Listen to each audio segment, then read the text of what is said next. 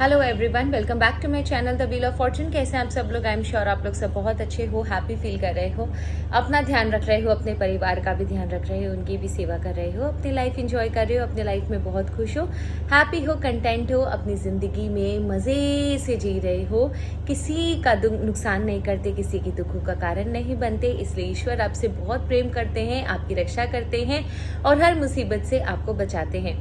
With this positive note and प्यारी सी blessing let us start our reading today. कल की रीडिंग थी, आपको कुछ वार्निंग मिल रही है और आप उसे नज़रअंदाज कर रहे हो and universe wants to contact with you. Universe चाहते हैं कि आपको पता चले कि आपके आसपास क्या चीज़ें हो रही हैं और किस तरीके से आपकी लाइफ को प्रॉब्लमैटिक बनाने के लिए क्या षड्यंत्र रचे जा रहे हैं। तो कल की वीडियो में मैंने आपको वार्निंग्स बता दी थी एंड मैंने आपसे प्रॉमिस किया था कि मैं आपको ज़रूर रिवील करूंगी उन लोगों के लेटर्स जो आपके लाइफ में प्रॉब्लम्स क्रिएट कर रहे हैं, जिनके बारे में ईश्वर आपको वार्निंग दे रहे थे। तो एज आई हैव सेड कि I reveal the names as well reveal this the initials of the names as well as आपके लिए क्या सजेशन है और ये कब तक रहेगा, आपको कितने समय तक ये प्रॉब्लम आपके सर पर रहेगी, वो टाइमलाइन भी आज देखेंगे। तो ये कल के वीडियो का ही पार्ट 2 है जो कल मैंने वीडियो डाला था। ये कल के ही वीडियो का पार्ट 2 है जो कल मैंने वीडियो डाला था एंड लेट्स सी क्या नाम है उन लोगों के जो आप लोगों की लाइफ में प्रॉब्लम क्रिएट करें। यूनिवर्स प्लीज़ मुझे बताएं, उन लोगों के इनिशियल्स बताएं जो मेरे व्यूवर्स की लाइफ में प्रॉब्लम क्रिएट कर रहे हैं। यूनिवर्स प्लीज़ मुझे बताएं, ये ईश्वर उन्हें वार्निंग दे रहे हैं। यूनिवर्स प्लीज़ मुझे बताएं, मेरे व्यूवर्स को जिनके नाम की वार्निंग मिल रही है, उनके लाइफ में प्रॉब्लम्स क्रिएट कर रहे थे, उन लोगों के नाम बताएं, उन लोगों के नाम बताएं, उन लोगों को नाम बताएं। ओके ओके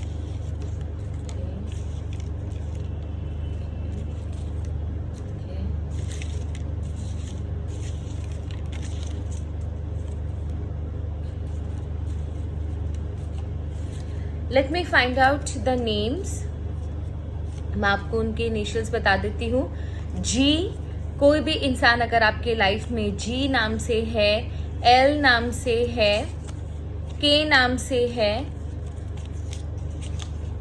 सी नाम से है, एच नाम से है, पी नाम से है, ई नाम से है,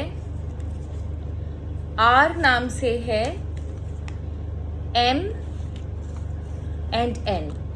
अगर इन नामों से आपके लाइफ में आसपास कोई भी है तो आप समझ लो ये वार्निंग इसी इंसान के लिए है और आपको अभी तक समझ में भी आ गया होगा कि ईश्वर आपको वार्निंग क्यों दे रहे थे।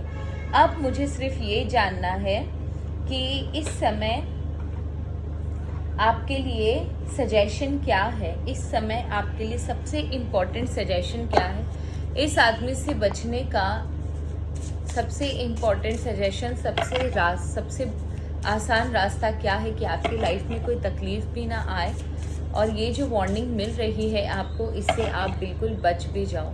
ईश्वर प्लीज़ मुझे बताएं मेरे व्यूवर्स के लिए क्या सजेशन है, मेरे व्यूवर्स के लिए क्या सजेशन है कि जिससे मेरे व्यूवर्स बच भी जाएं और उनके लाइफ में कोई प्रॉब्लम भी ना आए। कोई सजेशन दीजिए मेरे व्यूवर्स के लिए जिससे वो बच भी जाएं और उनकी लाइफ में कोई प्रॉब्लम भी ना आए। Okay, question. Okay okay, and I will take out some from this deck as well. Witches की एनर्जी लेते हैं। विचेस की energy is always very helpful. मेरे कोई भी प्रॉब्लम में विचेस की बहुत हेल्प होती है। विचेस प्लीज़ मुझे बताएं मेरे व्यूवर्स के लिए क्या सजेशन है, किस तरह वो इस इंसान से बच सकते हैं। प्लीज़ विचेस मुझे बताएं मेरे व्यूवर्स के लिए क्या सजेशन है, किस तरह वो इस इंसान से बच सकते हैं। यूनिवर्स प्लीज़ मुझे बताएं, विचेस प्लीज़ मुझे बताएं किस तरह मेरे व्यूवर्स इस इंसान से बच सकते हैं, उनके लिए क्या सजेशन है? ओके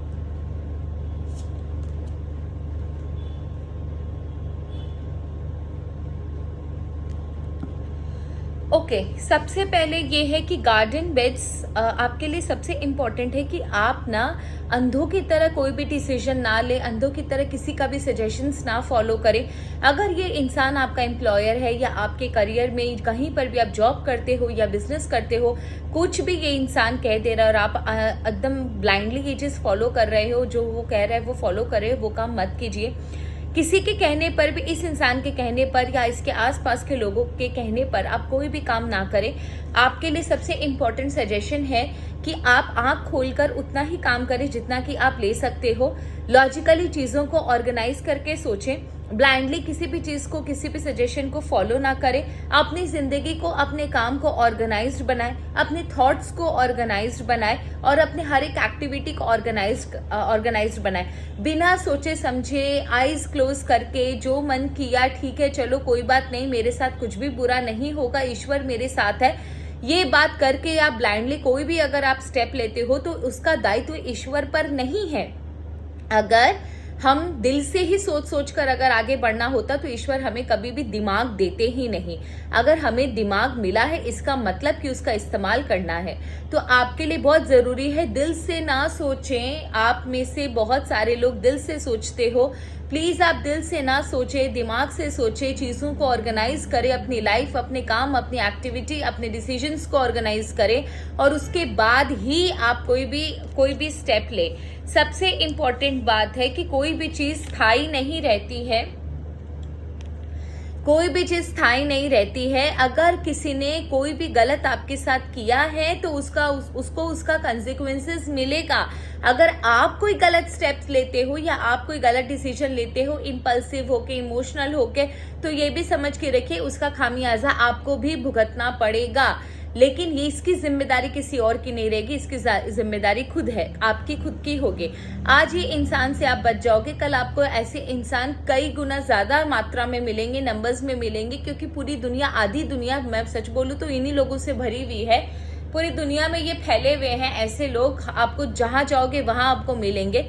तो अगर आप बेवकूफ़ी में इम्पल्सिव होकर या इमोशनल होकर, अंधा होकर कोई अगर आप स्टेप लेते हो तो उसका कंसिक्वेंसेस सिर्फ आपको भुगतना होगा, इसमें किसी की कोई जिम्मेदारी नहीं होगी। इसीलिए बेहतर है कि अपने डिसीजंस को सोच समझ के लें। And sunstone, in the uniqueness of who you are lives a world yet to be discovered. आपने अभी तक अपनी क्वालिटी पूरी पहचानी ही नहीं है। आपके अंदर अदम्य साहस है, असीम क्वालिटीज है, आप बहुत ही स्ट्रांग पर्सनालिटीज हो। आपकी क्वालिटीज अभी तक आप ही एक्सप्लोर नहीं कर पाए कि आप क्या कर सकते हो।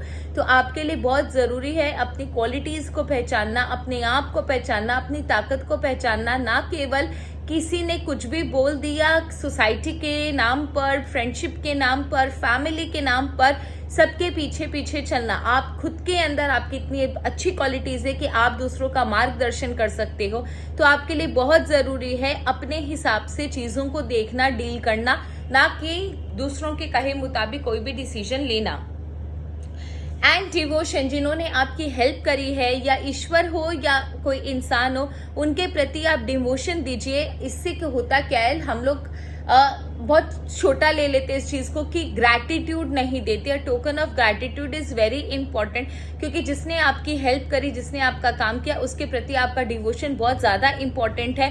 क्योंकि उस समय उस इंसान को ईश्वर ने भेजा था या स्वयं डिवाइन पावर ने किसी न किसी रूप में आके आपको हेल्प करी है। तो आपका डिवोशन बहुत ज़्यादा ज़रूरी है। अगर आपको ऐसा लगता है कि किसी ने आपकी मदद करी और आपने उसको नज़रअंदाज किया या फिर उसको उसकी ड्यू रिस्पेक्ट नहीं दी, तो प्लीज़ दे दीजिए। उसके बाद है प्यूरिफिकेशन। आपकी लाइफ में ना बहुत सारी नेगेटिव एनर्जीज है जो आपके आसपास है।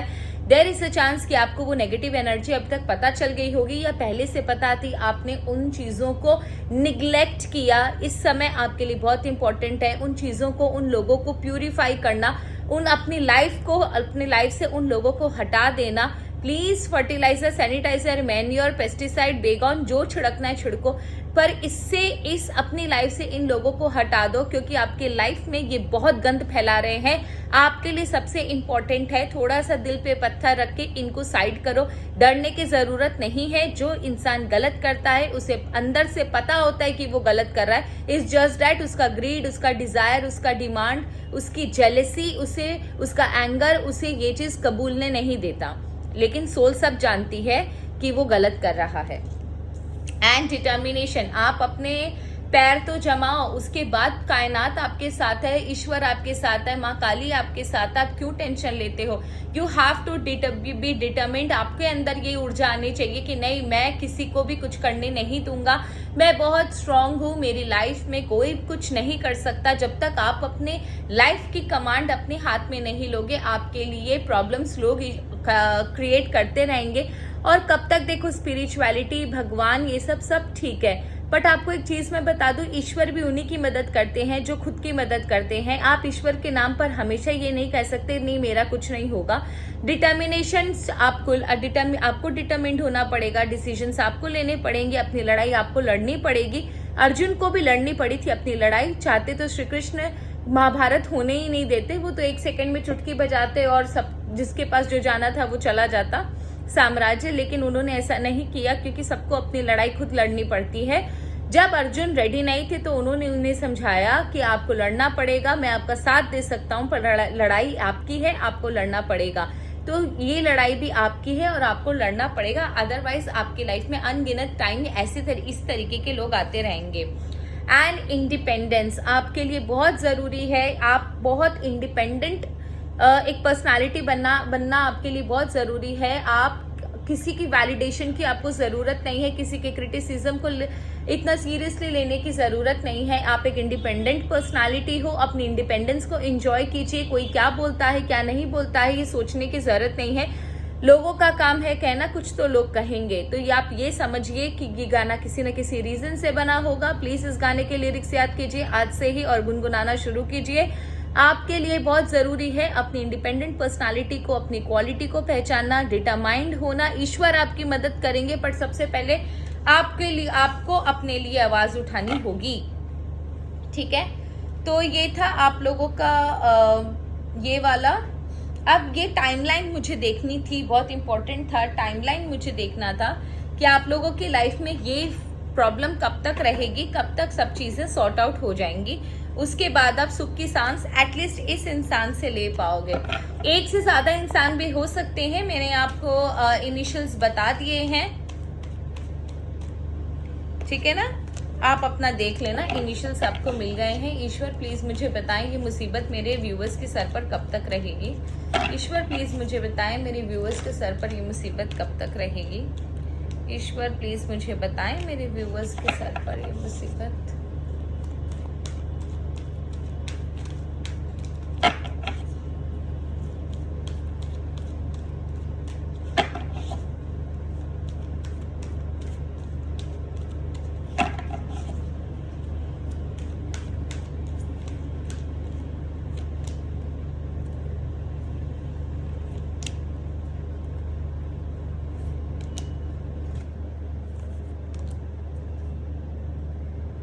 ओके, सबसे पहले ये समर सीजन, उसके बाद जून, उसके बाद है आपका you are in hanging position by your own will.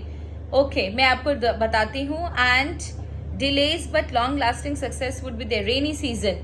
सबसे पहले तो आपके लिए इम्पोर्टेंट है कि ये आपका समर सीजन है ना, जून तक ये प्रॉब्लम आपके लाइफ में रहेगी। जून के बाद, जून तक अगर आप इस इंसान के साथ सस्टेन कर पाते हो, अपने आप को बचा के रखिए। आपको जो सजेशन दिए उन्हें उसे फॉलो कीजिए। एंड ये प्रॉब्लम आपकी जून तक रहेगी। ये कार्मिक इंसान है, जून तक आपके साथ रहेगा, आपके लिए प्रॉब्लम्स क्रिएट करेगा। जून के बाद इसकी एनर्जी मुझे नहीं दिखाई दे रही है।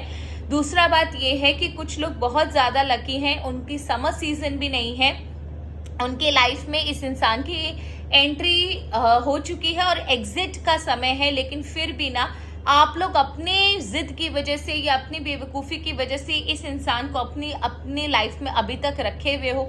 तो मेरे कुछ व्यूवर्स के लिए जानना बहुत ज़रूरी है कि summer season till two rainy season तक ये इंसान रहेगा, लेकिन मेरे कुछ व्यूवर्स के लाइफ में इसका जाने का समय आ गया है। बट वो आप लोगों की वजह से, मेरे व्यूवर्स की वजह से आप शायद उसे एंटरटेन कर रहे हो या किसी न किसी रीज़न से उससे कनेक्टेड हो, जिसकी वजह से इंसान अभी तक आपके लाइफ में है। तो please get up, wake up और इस इंसान को अपनी जिंदगी से निकालिए। कुछ व्यूवर्स के लिए summer to rainy season wait करना पड़ेगा एंड कुछ व्यूवर्स के लिए ये अभी ही जाना इसके भाग्य में लिखा है, लेकिन आप लोगों की वजह से ये इंसान एग्जिट नहीं ले रहा है। तो आप लोग देखो एंड ये थी आप लोगों की रीडिंग। मैंने आप लोगों को जैसा प्रॉमिस किया था वैसा कर दिया। Thank you so very much. आपको अगर कोई रीडिंग पर्सनल रीडिंग चाहिए तो आप मुझे व्हाट्सएप कीजिए। एंड एक बता दूं, मैं पर्सनल रीडिंग पेड होती है, फ्री बिल्कुल नहीं है। फ्री रीडिंग्स के लिए मैसेजेस ना करें, डिस्काउंट्स के लिए मैसेजेस ना करें बिल्कुल भी प्लीज़।